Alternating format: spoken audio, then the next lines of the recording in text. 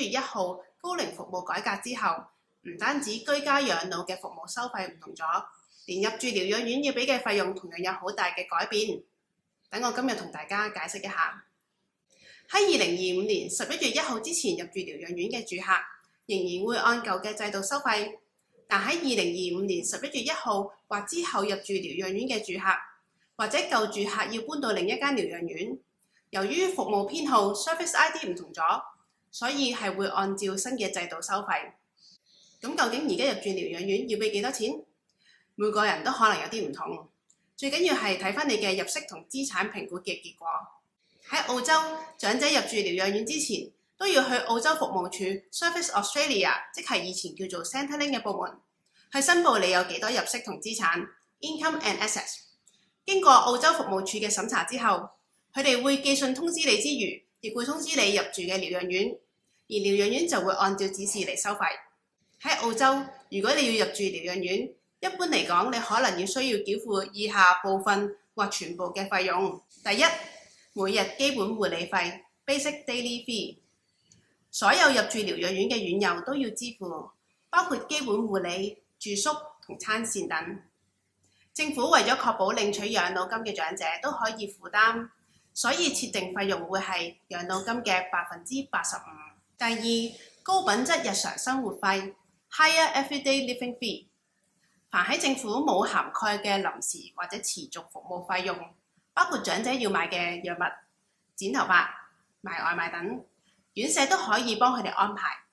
而服務提供前必須要達成口頭或書面協議。長者如果有入息同資產，入住療養院可能未必獲得政府嘅全數補貼，所以佢哋除咗要俾每日基本護理費同埋高品質日常生活費之外，仲會根據佢哋喺澳洲服務處嘅資產入息審查結果，去額外多付其他費用，包括第3項客房服務補貼費 Hotelling Supplement Contribution。 過去呢項費用由政府支付。自2025年11月1號開始，有能力嘅院友要繳付部分或全部客房補貼費用。呢項費用設有每日上限 Daily Cap， 而家每日上限係22個1毫半。第4項非臨床護理費 Non-Clinical Care Contribution， 簡稱 NCCC。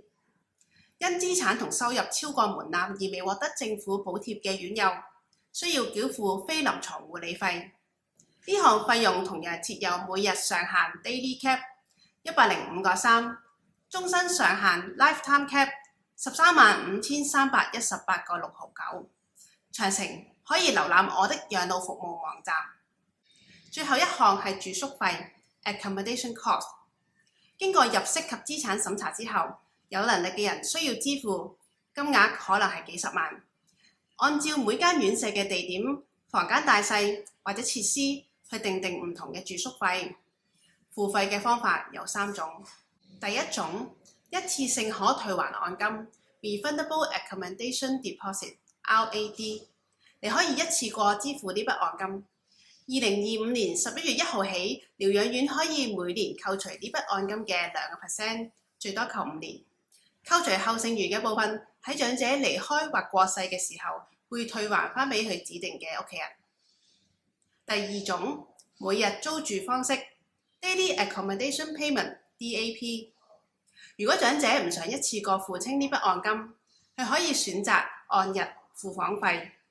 計算方法係根據按金乘以政府設定利率，再除以365日計算出嚟。根據 My Aged Care 新制度， DAP 金額會因應指數 Indexation， 每年3月同9月會有所調整。